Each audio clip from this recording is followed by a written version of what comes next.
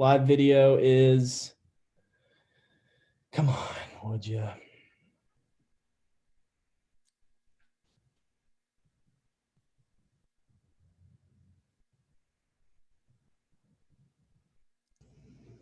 says we're live. All right, we're good. All right, let's do it. David, you ready?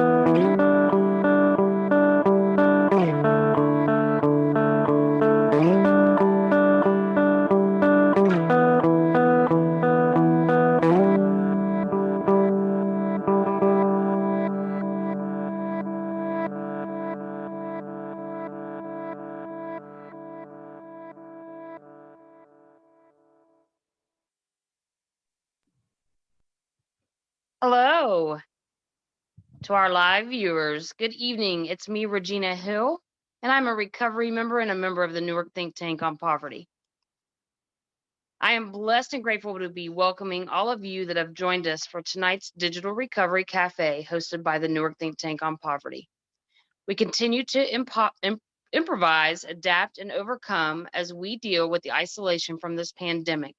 Hence why we have continued and switched to this digital form until we get to see each other face to face again. It's had its own difficulties, but not like ones others have faced during this time. We are not able to show up when someone is struggling, and we are shut off from each other, making it harder to support one another. Real quick before we get to the good stuff, and I want to take a moment to talk to you personally. I want all our non-recovery guests to understand you are just as important to us as you are showing up here this evening to sit among us and make us feel like normal human beings, showing us that you are interested in helping or being a part of dismantling the stigma with the recovery community and mental health. We love you and thank you. As a person in recovery and a member of the Newark Think Tank on Poverty, I continue to try to bridge the gap of these two communities to come together to help make change, strengthen the support for the recovery community, and to be a voice for us. But I need your help in becoming a bigger voice. There is a saying I heard real early on in my sobriety, but I really struggled with it because I was so broken. You have to give it away to keep it, they told me. Think about what this means to you. And when this evening is over, I will share what each and every one of you gave this evening. Now sit back, enjoy coffee, soda, or water too. Please feel free to use the chat box to show support and ask questions for the artists. Now, I'll pass it to Al.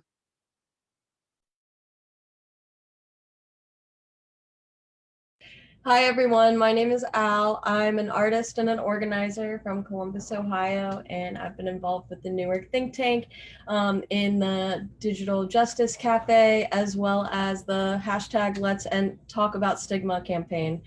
If you'd like to learn more about either of these things, check out the Newark Think Tank on Poverty Facebook. And I'm honored tonight to introduce three artists, David Ruderman, Mona Abhahi, as well as Kyle Browning. We'll start with David Ruderman, who's a professor at OSU Newark, a poet, an artist, and a community changer. He's an organizer with the Newark Think Tank, as well as a workshop leader for the day reporting program in Newark. David, how are you? You're muted. Yeah, I'm really well, Alan. I'm really glad to be here with you. Awesome. I wonder, could I share my screen? Is that possible, or is that a hassle? Sure thing. One sec. That way people can actually follow along with the poems as I read them. Oh. Mm-hmm. That so should, Al, this is fun. It seems like I see you almost every other day, but it's nice to see you tonight. It feels different. Okay, I'm going to share my screen then. I'm going to do three poems that I've written in the last, well, this first one was written about 2 years ago. It's called Linger on Your Pale Blue Eyes. Some of you might know that that line, that title comes from a Velvet Underground song. It doesn't really have much to do with the Velvet Underground. It has to do with my growing up. So I'll go ahead and read it, and then maybe I'll say a thing or two about it after I read it. Linger on your pale blue eyes. That I have devised two parents in every domain, that much now is clear. Rick and Lois, Erica and Richard struggle in the slow acceptance of reality. So what if each is unordained? They've occupied their places in the structure nonetheless. And yes, there is another story. And yes, there was a breach. The house where the television raised me and my brother stood shirtless in the doorway. The birds flew kamikaze and crashed into the plate glass window, the cut, the interruption, the incision, all of this in Westminster, California. Over everything, the radio waves persisted, intersected with my earliest memories, melody and word poured out like the Pacific Ocean. I see a red door and I want it painted black. Mona Lisa, Mona Lisa, men have named you. Break on through to the other side. But to put out of mind is not the same as to forget. The rhythms, the poisoned birds, the exhausted and terrified silences. So add siblings to the list of what we knew and didn't know, the whiteness of my father's skin, Play-Doh, and my brother's blood as it splashed across the kitchen floor in monochrome suburbia. Night after night and day after day, dime store Indians and B-movie aliens murdered my parents in their soundless sleep and left look-alike robots in their place. Chronology, genealogy, all of these explanations fail, but dreams in lying tell the truth. Behind closed doors, a brother and a sister, class anxiety, sex exacts its price on bodies. And every night, I'd patrol the smoggy suburbs in my sleep in freshly washed pajamas with freshly scrubbed teeth, so that in the medicated light of morning, we would choke down what we all agreed we'd never say. Another flag at half-mast, another generation on its heels, congregants in the doorways, wondering what in the hell was happening. So thank you. Oh, look, I can admit people. Wow, I have so much power all of a sudden. Wow, Thanks. that was powerful. Thank you, Alicia. So that poem came out of, my family is, I come from, I am an addict and an alcoholic, and I come from addiction, and there were tons of secrets in my family. And as a kid, when you're growing up, what you don't understand, half of it you make up a story about it, and the other half you repress into your gut and it comes out later, or you repress into your unconscious and it comes out in different forms later. So that's what that poem is really about, things I just didn't understand, which now make more sense to me. And some stuff that still doesn't make any sense to me. So yeah, so that's my suburban poem. Beautiful. I'll read you another poem. This one is the next two I'm going to read are brand new. This one is called, I'll do this one first. This one is called Love and We Don't Know Why. So this is a love poem, but I know about as much about love as I know about what happened in my childhood home, which is that it's all changing constantly. And I can talk about and think about, iambic pentameter or volume 1 of Marx's Capital, but I really don't understand love. So it's called Love and We Don't Know Why. You see, when you could not see me and when you did not answer, I wrote a song of partial sadness whose chorus is pitched just slightly out of my range. What is it in me that causes these regressions? The splitting of objects, shadows, branches, light, and wind. How do I live without trying to put everything back in its place, which only does damage to branches, relationships, memory, wind, and light? And then there is the sadness in my dream, that I am, we are mother haunted and father starved, inversely true depending on the day, angry and I don't know why, walled in from fear, so apart from the world and from you, judged and judging, mother scorned and Olsen in his neediness, the thin skin that connects us, embryonic animals stuffed into an image, throbbing head, and I don't know why. Sadness in the face of beauty. If I choose to live in accordance with fields of corn and Bud Light bottles strewn by the side of the newly paved road, straining to find the invariables, riding my spray-painted bike back and forth from cause to effect between my stuttered stupidity and your denial of anger at 3:43 p.m. Reality equals the strip mall, the smoke shop, rolls of disused carpet in the ditch by the fallow fields, my fear and desire intervolving, a single car horn by the Happy Nest laundry, open 24 hours a day. This we must infer from these several facts. Words coming up in the throats of young children, markers of a time disowned, simultaneous pulsations, twin electrocutions, the stuff of liturgy and gossip and left-handed verse. So that was not, I realized halfway through it, it's a new poem, that it's not only about love, it's about Pataskala, Ohio. So anybody Yes. I was kind it's of gorgeous. name checking. I was kind of name checking Pataskala. I realized that. It's a little too cold for me to ride my spray painted bike around anymore, but just stay tuned. I'll be back. So I'll read you one more poem, and I'm really happy to be here. This is perhaps my favorite. David, Yes. sorry to interrupt you, but could you check your screen? I think we want to see the poem. Oh, you haven't seen the poem? You didn't see the last one? Oh, shoot. It's just frozen. If you stop sharing your screen and then restart, I bet we'll be good. Okay, yeah, I know that, but I forgot to do it the right way. The right way is to share it. I know the right way too, which is so dumb. Let me stop new share, and I'll share my desktop. That's the way to do it. All right, so now we should be good. If I go like this, you should see some pictures. Okay, these really have little to do with the poem, but I sketch all the time, kind of compulsively. So these are, and this is a poem is actually written on my new typewriter, so I'm very excited about this.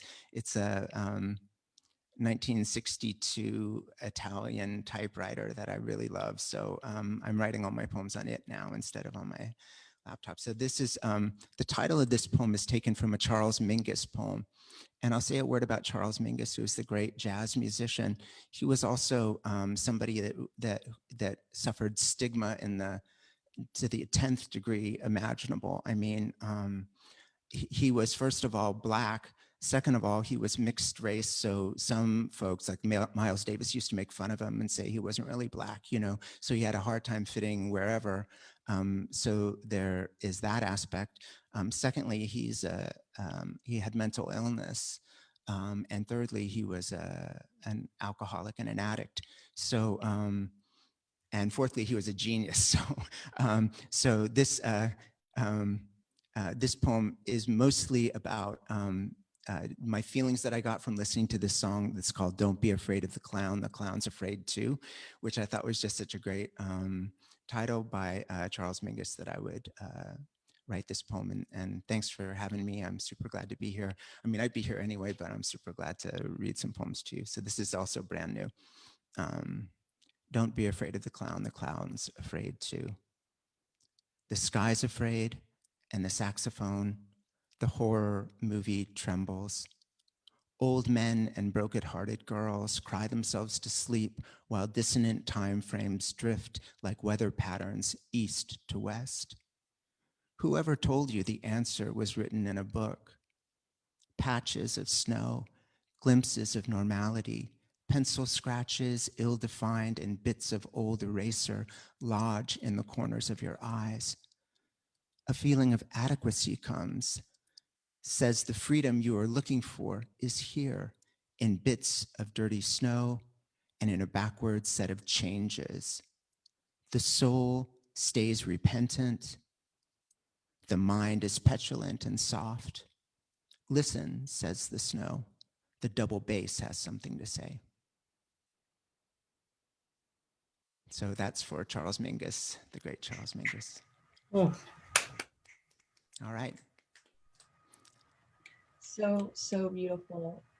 I'd like to open it up to the audience for questions, to ask David if they have questions about his work. I know that there's so many feelings that I feel when I listen to your poetry, David. It's really powerful. Thanks.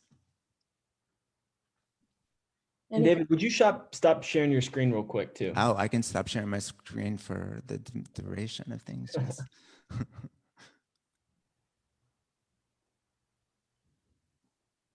There's almost this sense of alienation in the first poem about childhood and economic circumstances. That was really powerful and relatable. There is this sense of like fantastical things that we experience in childhood that kind of creep into our imaginations, and we confuse them with reality sometimes. Yes, most of the poets that I really love have a sort of grounding in childhood. I think that poem, the thing that I didn't say about it, I have a whole series of poems that sort of center in and around the late 60s and early 70s. And the reason for that is that my family sort of fell apart at exactly the same time as the US economy fell apart. And my parents were trying to reach from the sort of working poor into the middle class. And we kept almost getting there and then falling back and almost getting there and falling back. And it's amazing how personally we took it. Like I could see it in my parents, and I could see it in, you know, as we went from a nicer neighborhood to a not so nice neighborhood, you know, or to living in a trailer park at one point, you know. And it was like, I now know, looking back, that this American dream that was held out as this perfectible thing, this thing that we could get, was a myth. It was a mirage. And especially, you know, the year that my house was destroyed in an earthquake in Southern California, that very year was the same year that financialization really took hold, and they invented this new sort of instrument that meant that you know, Wall Street traders could get super rich with almost no risk involved for them. And it just really, so for me, there's a nostalgia about there's a nostalgia for a childhood I didn't have, and then there's this nostalgia for an America that didn't exist. So that poem sort of like circles around those two things. Wow. David, I'm wondering if you could also talk a little bit about just like what your poetry has meant to your recovery over the years and the dialogue between those two. Right. So I got clean, like it'll be 31 years ago in a couple weeks. Thanks. And I know that's older than you guys. So basically, I was always writing, but I was mostly writing songs and playing in bands up until that point, not realizing that my songs were poems in a way. And when I got clean, I started to experience feelings that didn't fit in the pop song format.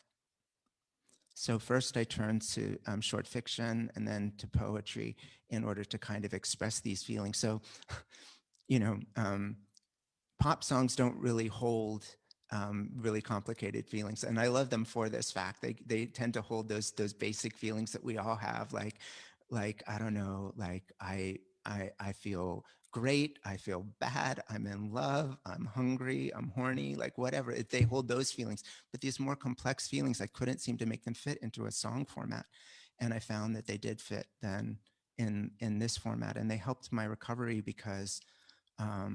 First of all, my recovery, I got clean in a 12-step program. So it meant a lot of writing anyway. Like it meant a lot of writing down the steps, you know, and doing writing and sharing it with other people. And so it just became a way for me to sort of help make sense of my experience, but then also to share it with others. It's never meant so much as it has in the last few years since I've been doing writing and rewriting the self with the day reporting program. And also since I got tenure at OSU and I could come out about being a recovering addict, so then something I can share with those folks. Really powerful. Well, thanks. Oh my goodness. I think we are right on time here. I think Good. it's Good. time for a PSA before we speak with our next artist. Funny enough, our next artist is also a part of this. I'm going to share my screen real quick and tell you a bit about our hashtag Let's Talk About Stigma campaign. This is a campaign with the Newark think tank on poverty and an extension of this event. It's really excuse me.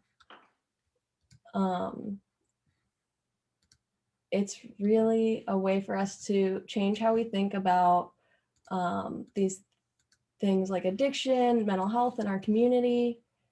And if you want to follow it, you're welcome to. It's on the Newark Think Tank on Poverty Facebook page, as well as the Zanesville and Perry County. We this week are talking about art, stigma, and addiction. Next week, we'll be talking about internal stigma and mental health. Breaking down stigma, what it is, why it exists, and its different forms, because there's internalized stigma, there's social stigma, structural stigma, and we found in this group that creativity really allows us to kind of break those boundaries and learn more about ourselves and how we can think about things in different ways that are more healing and healthy for our society as a whole and ourselves individually. So we'll be breaking this stuff down for the next couple months. Really excited. We have coffee talks every Monday. Mona and I will have a special guest this Monday to talk about mental health and internal stigma. And we really hope that you guys follow along, because it's great stuff, and it's gonna change the culture in a way that's beneficial for all of us. Oh yeah. Alrighty, so Al, hey, will you just give us a couple highlights just from the coffee talks that you've had so far? oh my gosh, I absolutely. So this past Monday for the art episode, we had Donna Waite, who is a Newark community leader working with the American Mental Health America of Licking County program, and she is amazing. Has a lot to say about stigma and addiction. She's in recovery herself. And we talked to her about her different involvement in the community, including Bridges on Poverty and a Come Here group, which you folks might really be interested in. I'll be sure to share that.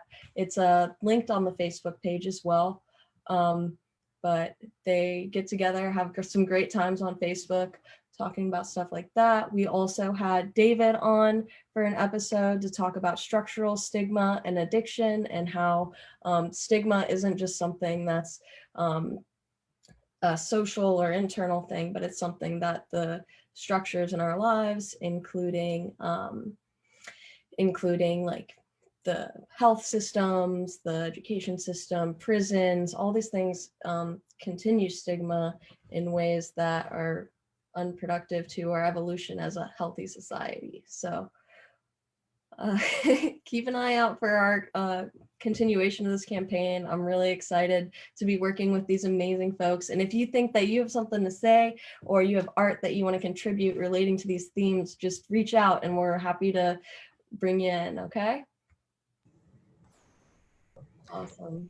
Yeah, and then anyone who does want to be an artist for this event or a part of that, part of the series that Alan and Mona are putting on, feel free to also send us a direct message in the Zoom chat as well.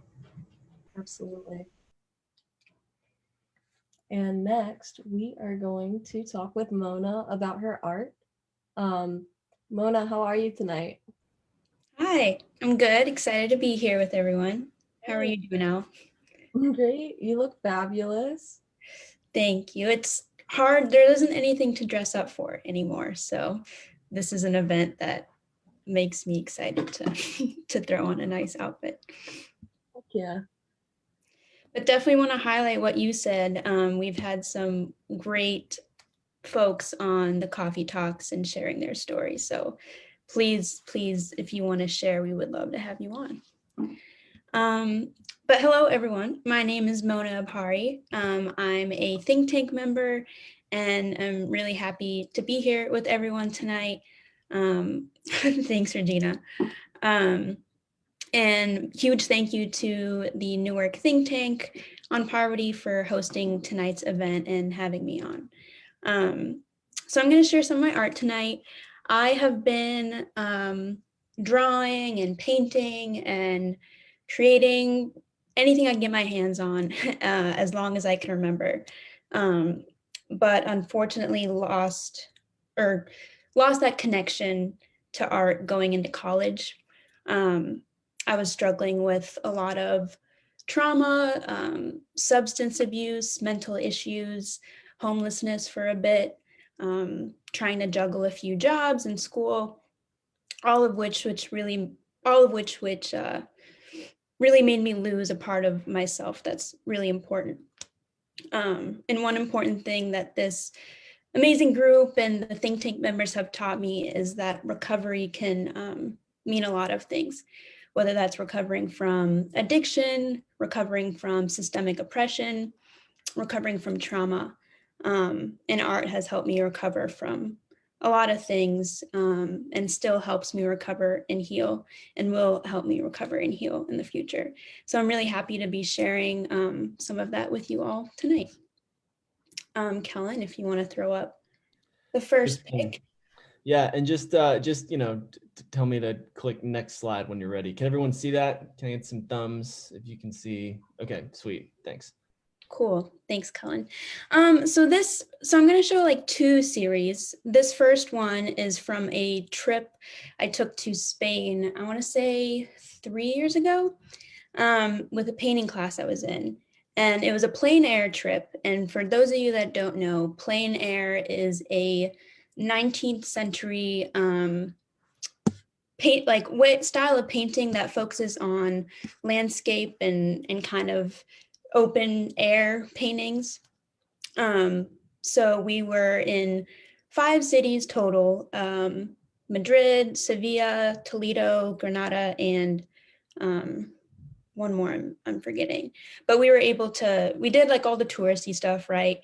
And then we were able to just kind of like go anywhere we wanted to, which I think is really bold of my professor to let like her students just roam a different country by themselves. But then we go find a spot to kind of sit and observe and paint, which was amazing. I would love to walk you all through each one of them, but I'll just share a few and stories behind them. If you want to go to the next one, Kellen. So this first one was in Madrid, I believe. It was in a courtyard where I kind of snuck off to, got a nice snack, which they called tapas, kind of like little appetizers, and just kind of painted this scene around me. The buildings were really colorful.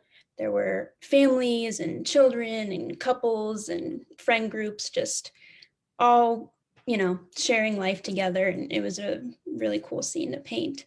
I like the texture of this one that I added in there. It was really cool to, these are all also watercolor, by the way. And really liked the little texture I was able to add with pen on top of that. One really cool thing about this trip was that everything you needed to paint was just thrown into a backpack. Your paper, your paints, your paintbrushes and everything. So that was really cool to just kind of be able to pack up anywhere and go paint anywhere you'd like with ease. Next one, Kellen. So this one was in Toledo. And Toledo is basically on a huge hill.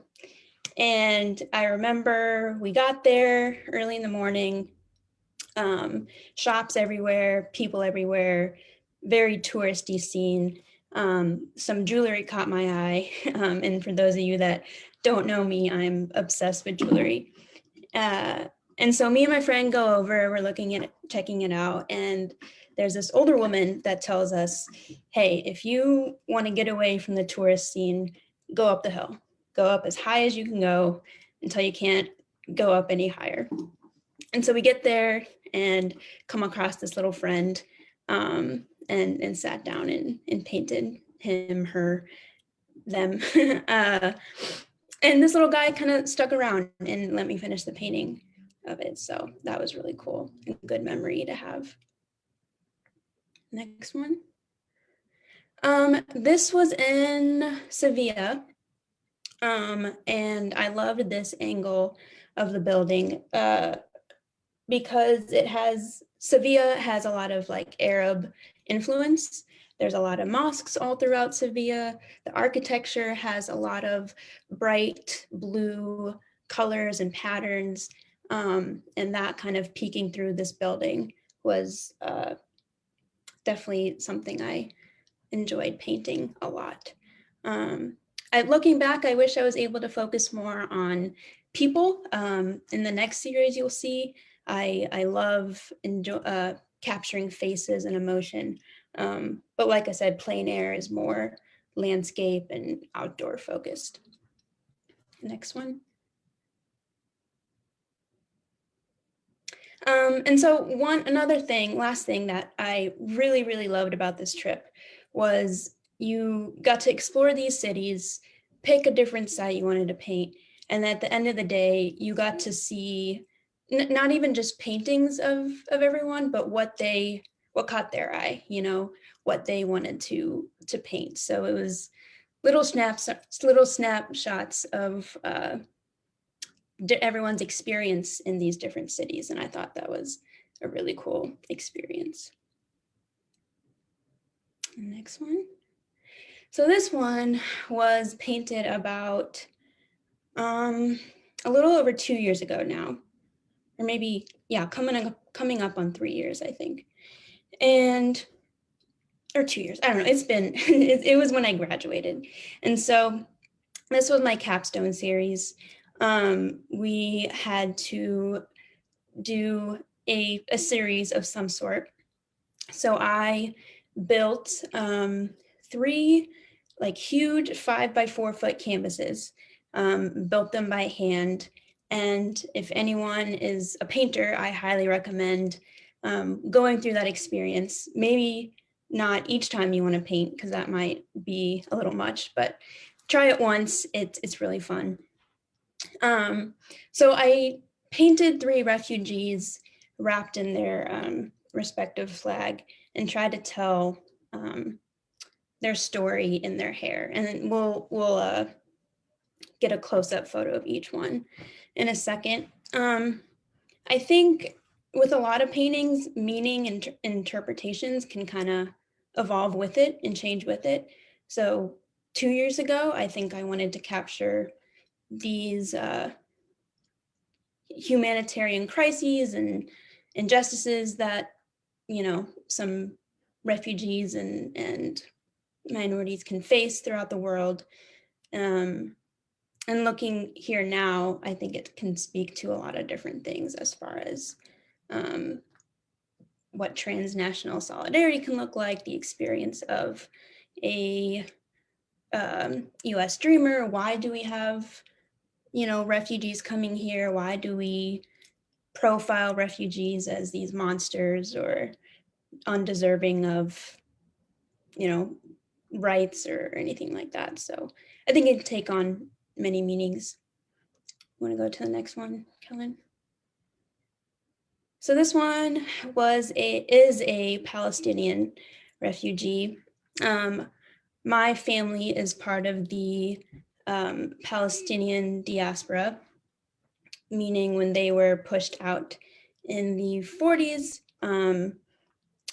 Palestinians are all over the world from that. A lot of them fled to Jordan.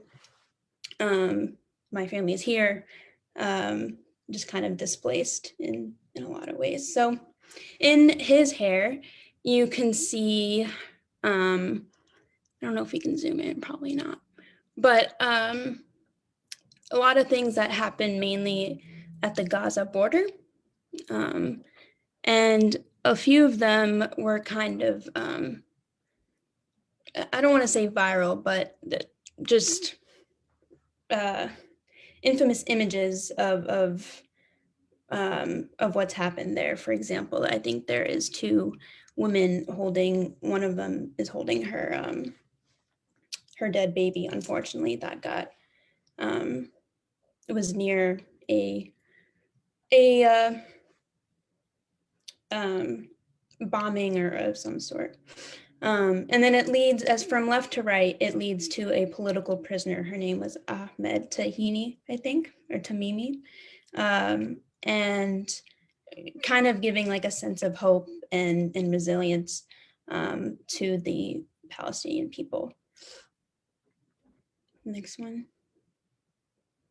This refugee is from the Democratic Republic of Congo. And in his hair, it paints the scene of military displacement from there. And again, that plays into like the diaspora that descendants kind of get put into. And the next one. And this one is an American dreamer, which is a refugee or immigrant that comes here at a young age, and they are protected, or should be, by, I'm forgetting what it actually stands for. But yeah, and so I painted what we've seen happen at the border as far as ICE detaining folks, kids in cages, and leading to a protest supporting DACA.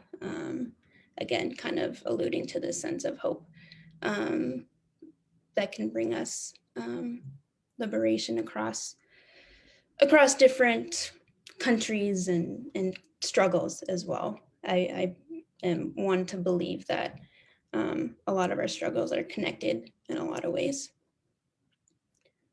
And that's it.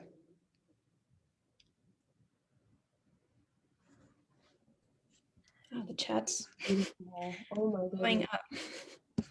Snaps all around. Oh my gosh. Does anyone have any questions for Mona? No. This is Leisha. Mona, I've heard you talk about this project in the past, but I wonder, you had to do a senior capstone project. So was there something in particular that was going on in the world or in your life that inspired, those three refugees? I think people have been saying on the chat, it's just looking into their eyes and then, seeing what's displayed in their hair is so penetrating. I just wonder where that comes from. I think that part of my life, I was, that's when I was starting to become a little more aware of the intersectionality of a lot of different struggles that I experience and others around me. I think I wanted to portray that then, even though I feel like I was only just beginning to understand it at that point. But yeah, I think that's part of the reason why. It's interesting that you did the Palestinian and American children, but why the DRC? Mm-hmm. That year I also grew up in St. Louis, so I saw that year I was putting a lot of the connections to the experiences I saw around me in St. Louis and my own experiences as a Palestinian as well. So thank you.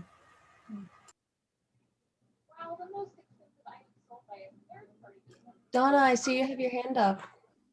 I would like to say to you that I've seen a lot of artwork in my life, a lot. I've lived in Germany, I've been to Italy, as a baby, so I've seen a lot. This is the first time that I've seen pictures of someone that was so human that I almost could have written a story about what I saw in their eyes. And that is, it's total amazement. I just have to tell you that, because you literally can see like how they feel. And you know it's a painting, I mean, in the back of your mind, but you lose the fact it's a painting. You almost feel like this is a real child, and that is very hard to do for an artist. So I don't know how that came out, but it's like the best I've ever seen in my life. Thank you. I just wanted to say that to you. That means a lot. Thank you. Thank you. Thank you. Awesome. Any more thoughts for Mona here? Yeah, you've actually got one question in the chat from CJ about what's the medium for the faces. All of it was oil.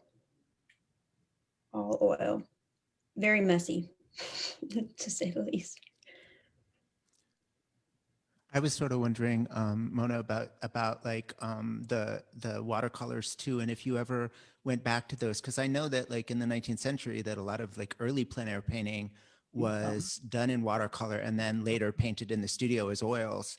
You know, I wondered if you ever went to them as studies and like did more with them. Went to like watercolor as a study. You know, take the watercolor and take it back into the studio and do more with it. Have you ever done that, or like play made other paint a whole different painting in oil? That's what I mean. That's what a lot of like Corot and the earlier sort of like painters did. I just wondered if you'd ever done that. I don't think so. I also am not sure I'm understanding your question. No, it's fine. Your painting is amazing. It's really beautiful. The watercolors are so also really, that's so hard to do, and they're just spectacular. Yeah. Yes. And I'm this is Leisha again. I'm looking at some friends, Joe Deering, who's traveled the globe and has been, I think, to all of these places. I just wonder, Joe, how you are responding to this work.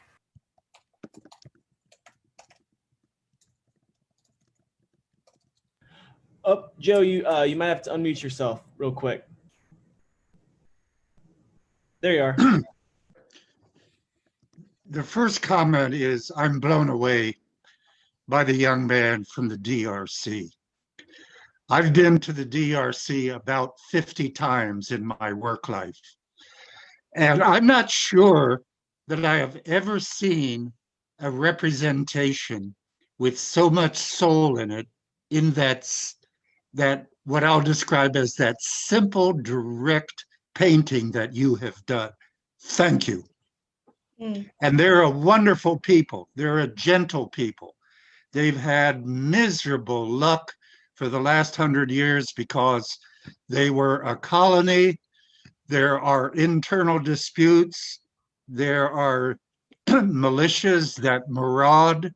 They're an object of every possible predatory corporation that needs elements, rare elements for the iPhones and our use of these computers. They come from DRC. That's packed into the plaintive look of that young man. I get it. I've got some background for that. So I really love that picture that you've done, Mona. Thank you so much, Joseph. That means the world. Thank you, Joe. And Lori and Tom with Columbus Crossing Borders with Refugees, I just am wondering, you're being so quiet, how you're reacting to this. We're being well behaved. That's so rare. Lisa, I hear you, but your lips aren't moving. I'm watching birds right now. Mona, I'm really touched by your work, and I made a note to contact you. We're the directors of Columbus Crossing Borders Project, and I don't know if you're familiar, but our advocacy is art to inspire critical thinking and compassion for the refugee communities. And we've been around for a while. But I'm really touched by this, and I'm building a virtual tour online and a website where I'm going to feature community art that supports and reaches out to educate people or to inspire compassion. So I'm going to contact you at some point and see if you'd like to share your work. But I have a question just as an artist. I noticed you painted that painting that everybody loves so much with such passion. Do you prefer painting figures and portraits over landscapes? Absolutely. I love taking on the challenge of trying to capture emotion or personality in a face. And the depths of a face also have always been very, very intriguing to me. So Are you creating a lot of work in that way now?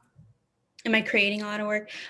So unfortunately, no, I haven't been able to get myself back into creating for a while. A lot of lovely friends here have been helping me nudge me a bit to get back She's into gonna do it. painting parties, Lori. Yeah, I need to do Call painting me, parties. Mona. Call me. We artists need to support each other. So we'll be in touch. I do. Thank you. I really appreciate it. Yeah. Lori. Al's dancing up there. I think that they want in on the painting party too. Yes. Virtual painting party. I am here for it. Let's do it, Al. Let's do it. All right, all right. Hey, Donna, are you talking over there? Probably, yeah, because I'm just not paying attention to that little red bar down at the bottom. All right. But the reason, like, I like the eyes when it comes to pictures is this isn't a picture that is from Italy that hangs in my living room. Mm. You see it. Oh, wow. But this thing is, I think, about 50, 55 years old. My father bought it there. But the eyes, and your eyes even beat his eyes. And you know what I mean? And that's, I don't know how to express that. I'm just sitting here in awe of, I'm feeling like they're real kids and you just did something with their hair. Thank you. It's real. So that's why I wanted to share that when I talk about eyes. I don't know why, but eyes just, they're a connection to your soul. They're a connection to who you are. You know, even with masks on lately, you know, we can tell. You can tell with somebody's eyes. Is this a nice person? Is this somebody that's not? You know. So thank you very much. I'm absolutely in awe of you. Thank you. That means a lot. Thank you. Thank you. Awesome. Powerful thing. Powerful work. Oh my goodness. I'm so glad to see all of this amazing work. We're going to transition into a brief intermission. So don't go anywhere. We're going to go into breakout rooms and we'll come back for our musical guest, Kyle Browning. And we have an open mic after the show today, starting at 8:30. We'll have multiple guests playing music. I might go up for a karaoke song, who knows? So stay tuned. Do it, Al. We're going to do a brief soundtrack and do a 5-minute intermission and we'll be right back, okay? Awesome. Thank you guys. We'll see you soon. So I'm going to just open these breakout rooms. If this is a chance to mingle for a little bit, or it's a chance to run in the bathroom or get a drink real quick. But we're going to come back in just a bit while we do a sound check. And Kyle Browning, would you stay here? We'll do a quick sound check. Sweet. Okay. Great to meet you. Thank you so much for joining us, by the way. How's it going, man? It's going well. It's going well. Thanks for being a part of this. Oh, absolutely, dude. I couldn't turn this down. This is awesome. It's Yeah. cooler than I thought it, like, even imagined it to be. So Yeah, it's really a really cool space, and I think that our Facebook viewers are gonna still be. They're not going to a breakout room. So if you're on Facebook watching us, you'll get a little a little sneak peek. Awesome. Cool. So yeah, is there anything, I know that I can help troubleshoot anything, but would you want to just like see how things sound, or? Yeah, let's just do a little sound check, and I did kind of mess with my audio settings after me and Al did our little sound check earlier. I hope that it cleaned some things up. If not, I can revert it back. So Sounds good. Sounds good. Let's give it a shot.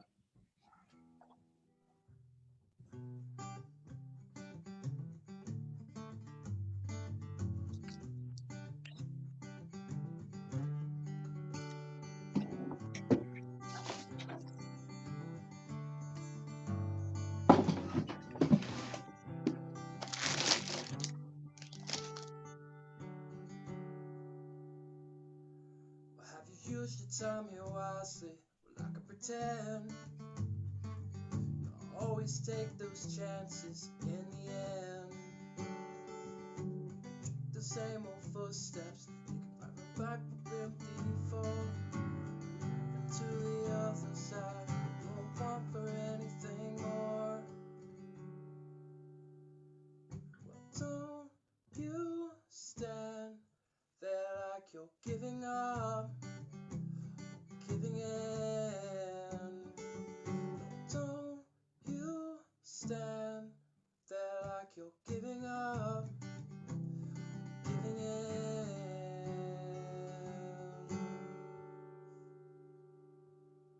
How's that sound? Sounds awesome, man. I'm stoked. And nothing's clipping or anything? No, it sounded really good. Sounded really Awesome. good. Very cool.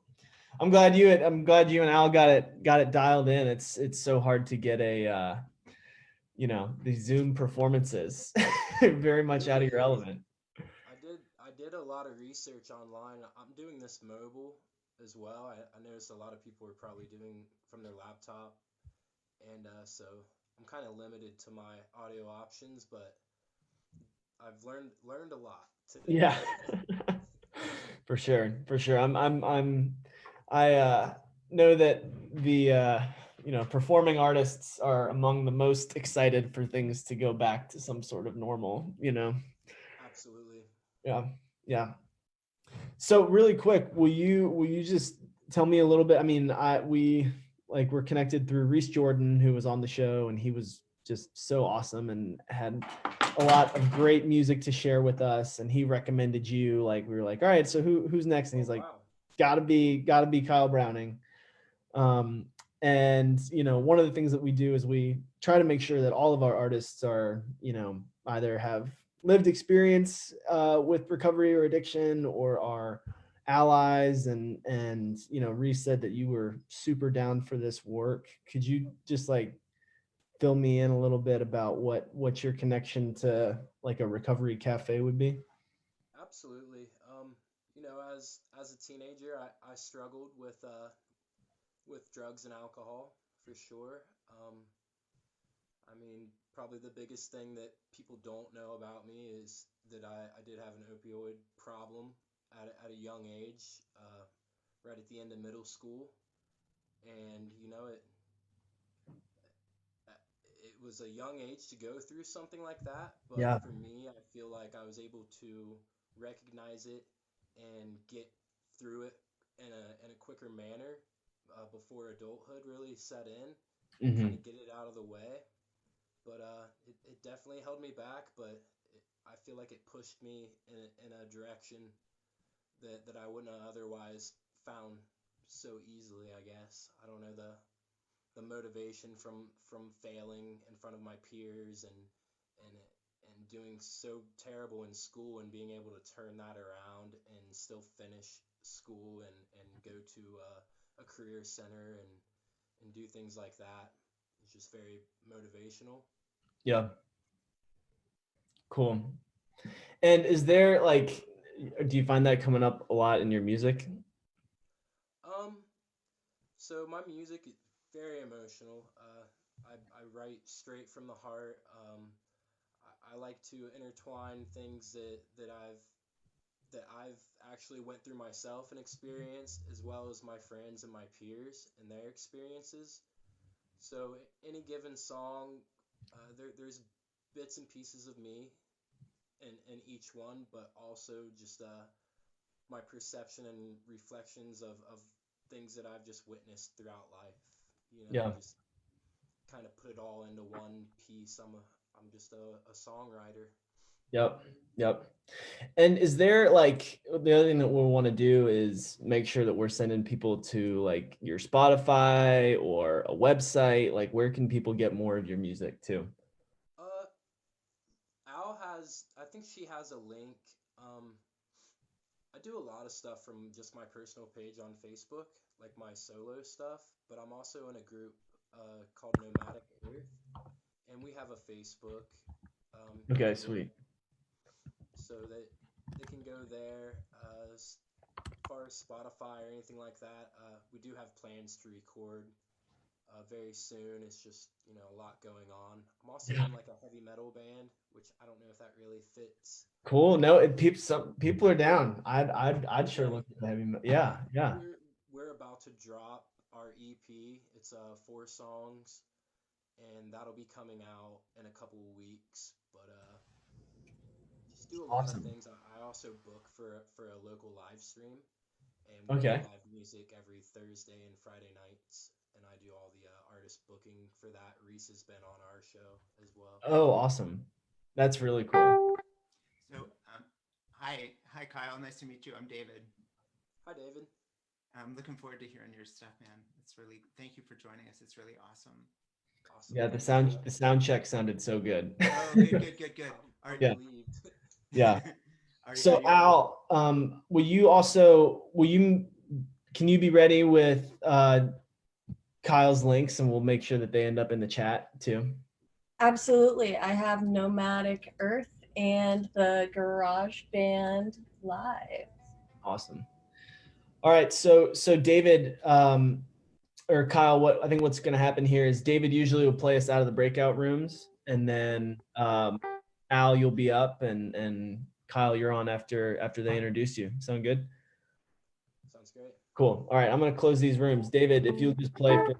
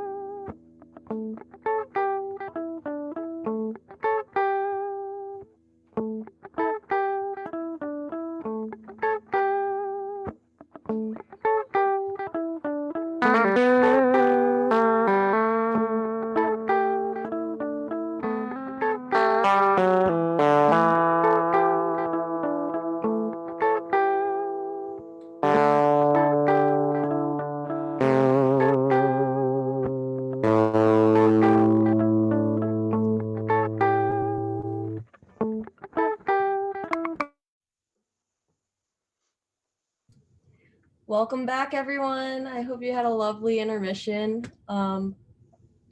Thanks for joining us for the show tonight. I'd like to introduce Kyle Browning, a local artist and musician. He's in a band called Nomadic Earth, which I just threw a link to in the chat here.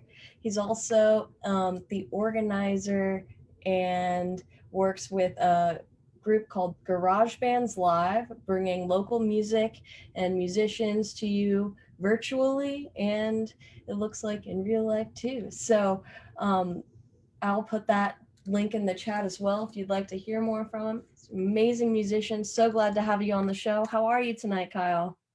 I'm doing well. Thanks for having me on. Thanks for Regina for reaching out to me as well. Everybody, this is a beautiful thing. I'm glad this is out here. Oh yeah. And would you like to tell us a bit about your music style? What kind of got you into music? Oh yeah. So I do I play multiple genres. I've always listened to a little bit of everything, and I like to kind of fuse certain styles together. On like Nomadic Earth, when we play shows, we play folk, bluegrass.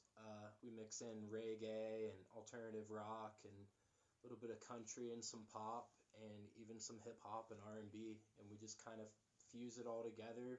Each song's a little different, but it's just always kind of been my path growing up. I'm also in a heavy metal band, which is the complete opposite of what you'll hear tonight. But I just love all things music, respect it all. Awesome. Thanks for joining us. I'm so excited to hear you. Well, you guys want to hear some music? Yes, please. All right. All right, so this first song, these are all newer songs that I've written within the past 2 months, so very raw. This first one's called Reflections. It does touch base on addiction and depression and behavioral addictions, because it's not just drug addictions that people are addicted to either. There's a lot of behavioral things that people struggle with. So. Oh, hey, I'm so sorry to interrupt you, Kyle. Could you maybe move closer to your mic? It looks like maybe a couple people might be having trouble hearing you. Yeah, yes I can. Thanks. Appreciate that. Here, this ought to help too. Donna, Tracy, is that any better? Yeah, once I start singing, I'm very loud. Okay. All right, let's give it a shot. All right.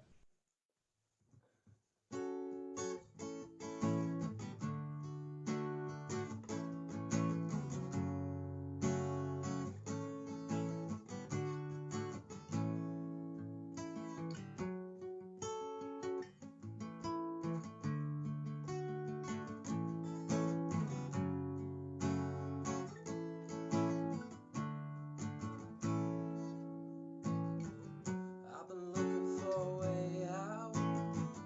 You've been looking for your way downtown. We decided that it's all or nothing, never turning back around. I can hear it as a whale shouts. You try to tell me, but I wouldn't allow it. And I can tell you that I'm nothing without you. You should not leave the light on. You should not leave the light on. You should not leave the light on.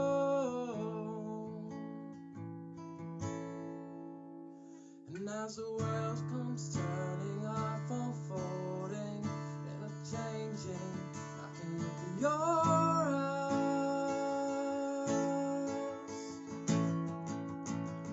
I can see that I am not alone here. I still feel love.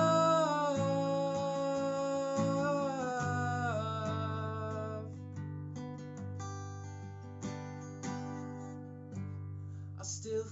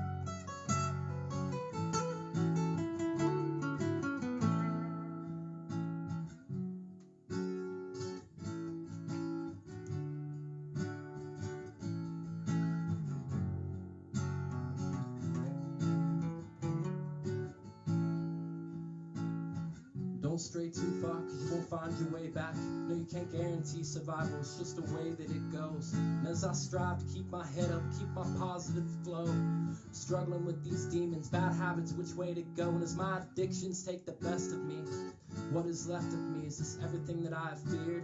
These visions that I can clear, think clearly. So many thoughts and memories and bad decisions come so common in my life. It's in every way that I have written. And as I try to pick myself up and find a place that I belong, just understand that I might not make it. It's okay to travel on. There's only so many times you can find yourself in the same place, just wasting your life away, reliving the same day.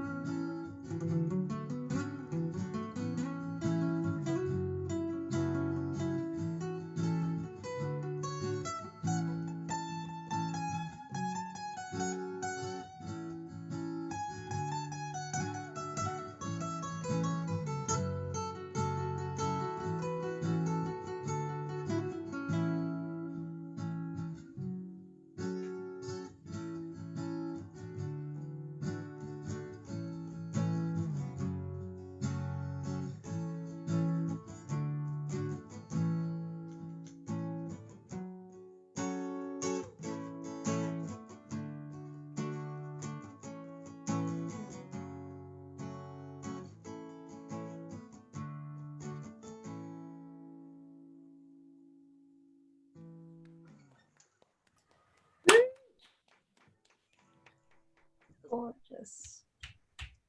Oh, Excellent. It's really hard to gauge what I sound like on your guys' end, so. But you sounded great to me. Is there anyone who was having audio trouble with that? Lori Van Balen's shaking their head yes. It was a little low, but it was really a good song. I'm just going to tell you that. It was excellent. Sounds like a few people. Maybe Kyle, is there a way for us to get you louder that you can think of? I'll definitely turn up. It's dramatically different. I was listening during the sound check and I could hardly hear him, and I really have to strain. So that there's something going on in the interface between Kyle and you, Kellen. Interesting. Okay. The entirety of my troubleshooting skills for something like this involves asking Kyle if he can be louder. I just recommend that everyone turns up your computer volume as best you can, and I'll be sure that everyone should be muted as well. I did change a setting. Maybe this next song will be a little different. You sound louder to me right now. So Yes. Okay. thumbs That all around. works. Good job, Kyle. Thanks. All right, let's go again. Go ahead. No, I was just cheering you on. Oh, okay. Yeah. So this next song, it's another new one. It's called Rise Above. I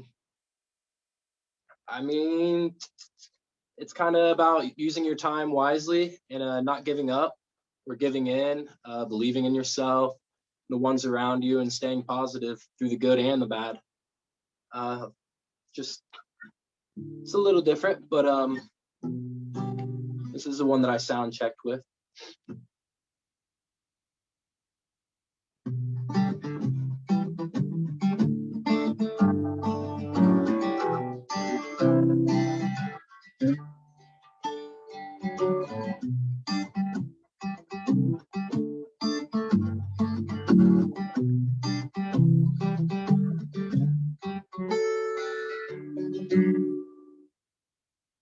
Have you used your time here wisely? Not gonna pretend. You don't always take those chances in the end. You can track the same old footsteps. You can try to take the world by storm. Give it everything you have inside, you won't want for anything more. But don't you stand there like you're giving up, giving in. Don't you stand there like you're giving up, giving in.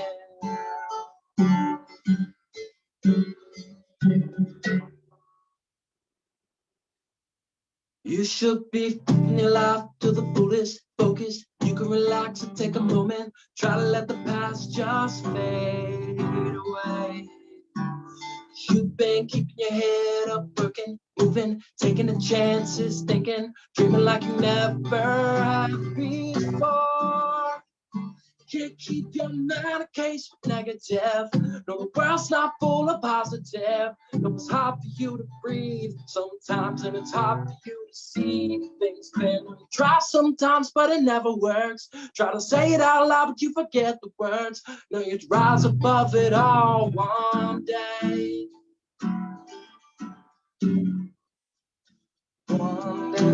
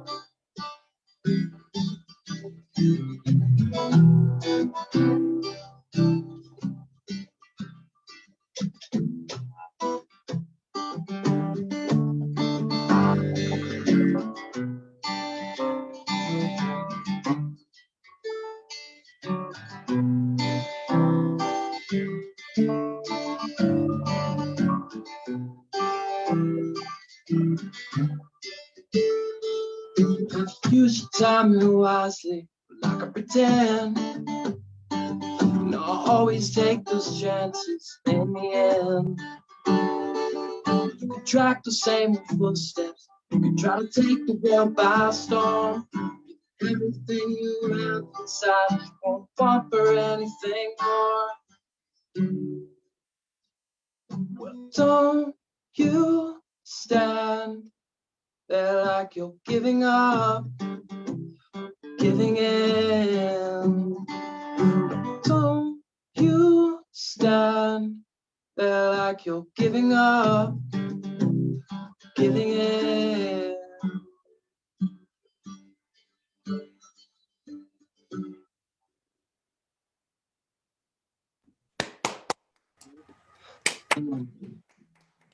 Love that. Beautiful, Kyle. Yeah. Audio sound better there, a little louder? Louder for me. That's great, Kyle. so Where cool. where are you, Kyle? I am actually at my parents', and this is my father's little music room. Do a lot of writing up here, and just a nice, comfy place. What part So, what part but of the I'm in world? yeah, I guess I could have answered it that way. I'm in Somerset, Perry County. Somerset. All right. Perry Mm-hmm. County? Yes, ma'am. Yep, we love Perry County. Yeah. All right. So, how much time do I have time for one more, guys? Sure do. Okay. Let's Absolutely. I'll try another. Trying to decide here. I'll play this. This is always a crowd favorite. This song's called Rooftops. It's not a newer one. It's one that I've written probably over the past decade, but it's always been a crowd favorite. It's kind of a love song. The song's titled Rooftops.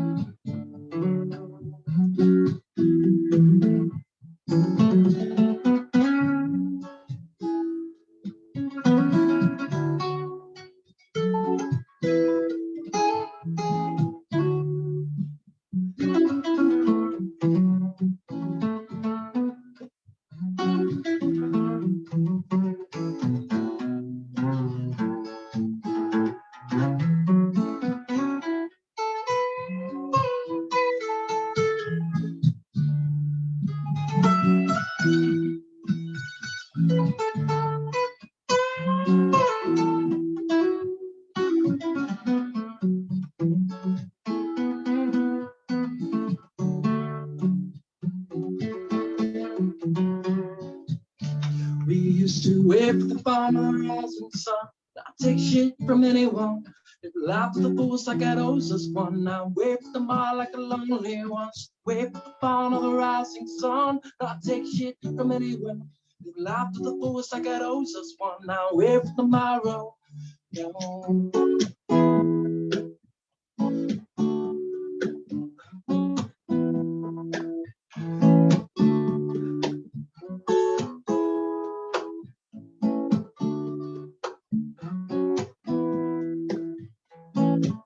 We used to wait for the dawn of the rising sun, not take shit from anyone. Living life to the fullest like it owes us one. Now wait for the mile like the lonely ones. Wait for the dawn of the rising sun, not take shit from anyone. Living life to the fullest like it owes us one. Now wait for tomorrow. No. All right, it's a two-parter.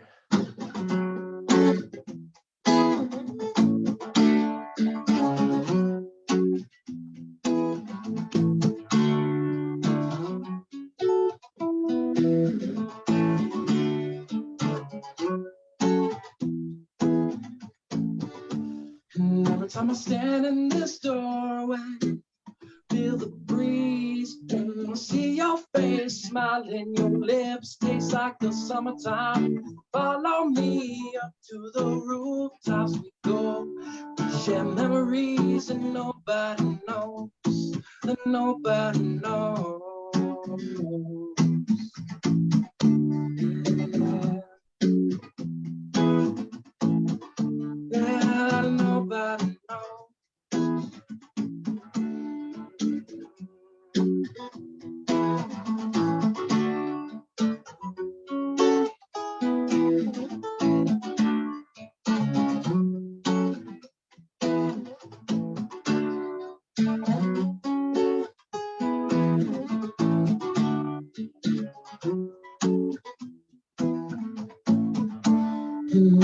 song playing in the background.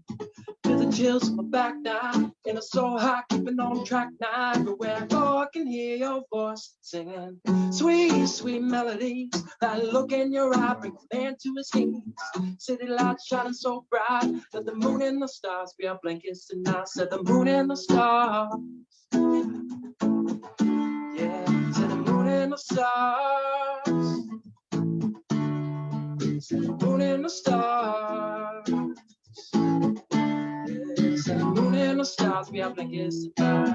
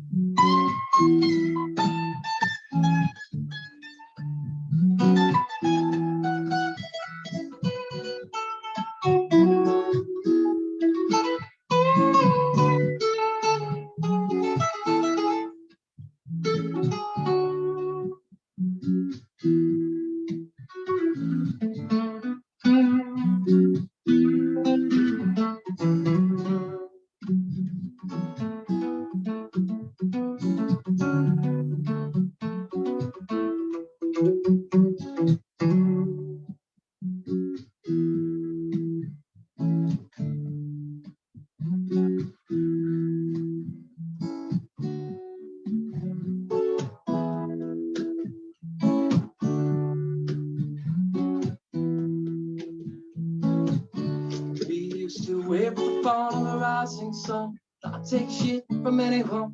If life of the fools like it owes us one. I whip the mind like the lonely ones. Wait for the dawn of the rising sun. I take shit from anyone. If life of the fools like it owes us one. I wait for tomorrow. No. Woo! Sounded awesome. Very nice. Okay. Phew. Kyle, we were wondering, where can we download your music? I don't really have anything out there yet. It's to come, I promise. I've got so much music. I've probably sitting at anywhere between 40 and 50 finished songs. So Oh my God. got a ton of stuff. I just need to get out there and put it up for people, I guess. Awesome. Awesome. I think, yeah, we would love to have that. So you're from Perry County. You said you grew up in Newark too. Does anybody have any question for Kyle and his inspiration for his music, or I do. Yes. You've got great tempo changes. I really enjoyed that. I have to ask, and as an artist, sometimes it's hard when somebody compares you to somebody, but I have to ask you if Dave Matthews or Tim Reynolds was a big influence. Wow. I mean, absolutely. I listened to Dave Matthews and Tim Reynolds, their album growing up.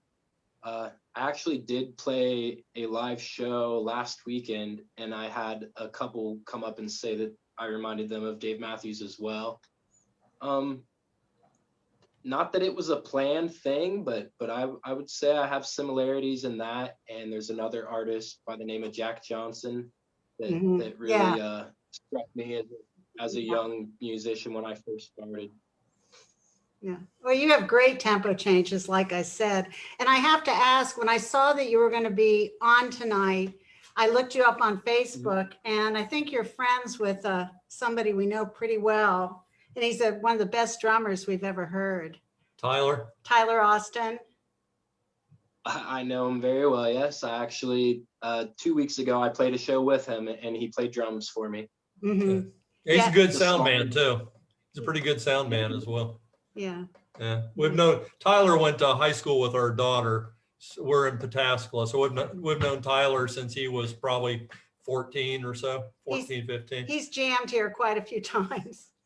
That's awesome. Yeah, I believe his father used to own one of the banks in downtown Columbus, off of Gay Street. It was wasn't still a bank. It was the building that was a bank, and they used to do little shows in there. Yeah. Wasn't his dad a musician as well? Yes, sir. Yeah. Yeah. I don't know his dad well. I've met him, but He owned a ballroom, I think, and I thought it was in Newark. In Newark too? Okay. I thought so. I'm not sure. maybe he might be the one downtown. Yeah. Yeah. Yeah. I really appreciate that. Awesome. Hey, so I was wondering, is there an event that's coming up that you would like to promote, so that people that are here might be able to see that? I personally don't have anything going on, but as far as my own shows, but if I do, I'll totally reach out to you. Okay. The only other thing is Garage Bands Live it's a local thing that we started, and we stream local bands and artists throughout Columbus and Central Ohio, and we showcase them every Thursday and Friday night. So you can tune in to our Facebook page, Garage Bands Live Facebook, and watch free concerts every Thursday and Friday evenings around 9 or 10 p.m. Awesome. All different types. I have a question for you, and I've wondered throughout this year of pandemic where people can't go places, I would love to see someone put up like different times of the day, like a little live video, or it doesn't even have to be live, but a video of 2 or 3 songs, and just announce at 3 o'clock. So if somebody has a break or something at work, I would just love to be able to. Sometimes you don't always want the radio. You want to hear something new and fresh. Yeah. So it's just kind of an idea, you know. It's a great idea, Donna. Tomorrow, 1 o'clock here, and then have a nice little blurb afterwards. You know, if you like this, you can get it here, but hey, be good to one another. And, you know, it's just like a nice little, just something I've been thinking about, but I am not musically inclined. I would scare you. It wouldn't matter how loud the guitar was. So, but it's just something, I don't know, it's just come to my brain in the last couple of weeks. I would love that. And CJ, did you have a question? Yeah, I wondered how long you've been playing guitar, and did you play any other instruments first or just start playing with guitar? So I started out playing the bass guitar at the age of 11. My parents, you know, really pushed music with us. I have an older brother that is a musician as well. And it was kind of our punishment when we'd get in trouble that we had to go and play music. We weren't allowed to watch TV, play video games, go outside and do things like that. So it was, you know, either read a book or pick up an instrument and play it as loud as you want. So it kind of, music just fell into place that way. So I'm 30, I'm about to turn 35. So I've been playing music quite a while. I played piano, mandolin, a little bit of banjo, bass guitar, a little bit of drums and percussion and things like that, and of course acoustic. Did you ever resent your parents pushing music on you? Absolutely not. I shaped the little human that I am. So no, I have embraced it, and it kept me out of a lot of trouble, honestly, even though I was in trouble at the time, but it's really helped me through life. I've met beautiful people just such as yourselves. So cool, so cool. Well, I think we are wrapping up the Digital Recovery Cafe. I do want to invite everyone in the audience, including you, Kyle, to join us for a art prompt this week. Our theme is going to be Stigma, to go with our Let's Talk About Stigma campaign. So if there's anything that you guys feel inspired, whether it's a video, a poem, visual art, photography, please send that our way. We have an email, info@svdp columbus.org, or you can message the Newark Think Tank on Poverty and we'll get to you guys. That's something that we want to start sharing, just encourage the community to create, because we're all in this together and we all have something powerful to say and show with our art. So if you submit something, we'll show it on the next Justice Recovery Cafe. Happy to do that. And I think I want to thank Kyle, Mona, and David again for sharing your amazing work. It's always a wonderful time. You guys are great. So glad to be a part of this creative community with you all. And I guess from here, I'll hand it over to Gina. Gina, are you there? Real quick, Alicia, did you have something you wanted to sneak in? Yeah, thank you for squeezing me in. I just wanted to acknowledge we are here in Licking County and we have been fighting for a warming shelter and we don't have it. And if you've all stepped outside tonight, it's not a nice night to be sleeping outside. So I just want to congratulate Holy Trinity Lutheran Church and Deb Dingus and her congregation. They have opened an overnight warming shelter for Friday and Saturday night, and they are accepting donations. Donna Gibson will be helping to run it tomorrow night, and leave it to this little tiny Lutheran church, that has very few members. And in the city of Newark, we can't mobilize anybody to try to keep people warm that are sleeping outside. So I just wanted to raise that. I know that these are all of you are activists and concerned citizens. So if you are interested in donating in any way, you can contact me, alicia.farias@gmail.com, and we will accept your help. But I just wanted to raise up Deb Dingus and Holy Trinity tonight for doing what no one else will do. Yeah, we'll be doing it. It's actually Saturday night and Sunday night. Pastor Critton, I kept trying to remember his name, but they've been doing it for a while. They can only do it Monday through Friday. So we actually had no one else that was able to, because the Salvation Army's full. So if anybody feels like they want to come out for a couple hours, you want to bake some cookies, you got a couple of extra blankets or something, anything would be great, because we're going to give everybody who comes a dinner both nights. So that's where I'll be tomorrow night. So if anybody has some extra time, we start at 4 and we're going to run clear through. Thank you. Yeah, thanks so much for that, Donna. And Alicia, thank you all for the work that you're doing. If there's any other links, Alicia, I've already got your email in the chat, but feel free to reach out in the chat as well. Thank you. All right, you're up, Gina. All right. Hey, it's me, Gina, again. I would like to take the time to thank David, Mona, and Kyle for blessing us this evening with sharing their wonderful talents with all of us. We would also like to thank each and every one of you, our listeners, that joined us this evening. If it wasn't for you and our artists, this couldn't have happened. Lastly, I want to personally thank everyone behind the scenes that helped bring this together. And if it wasn't for your hard work, we wouldn't have pulled this off either.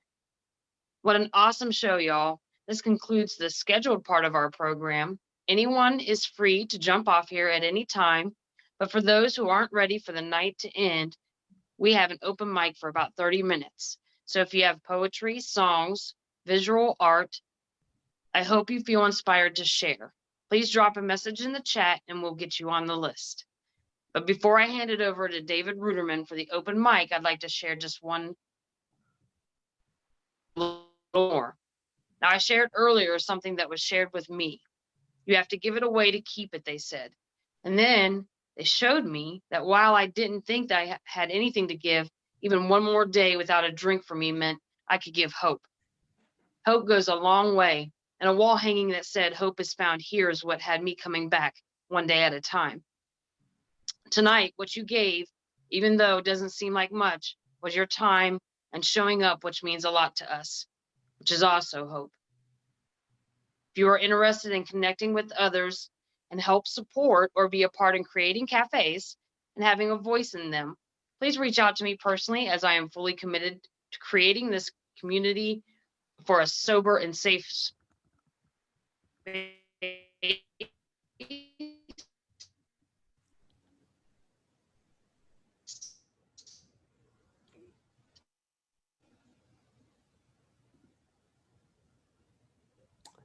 I think we just lost Gina. Now I will pass you off to my friend. You're on, David. That's awesome. Thank you, Gina. That was really beautiful. Thanks. Can I get a show of like virtual hands if folks who would like to? Kyle, will you be willing to play another song for us? Yeah, I can do that. Excellent, excellent. And Ben, you said you don't have instruments there, right? You can't just like whip something off a cappella for us, maybe? Alan, how about you, man? Will you play a song for us? I can't hear you, Alan. You're muted. Alan, you're muted.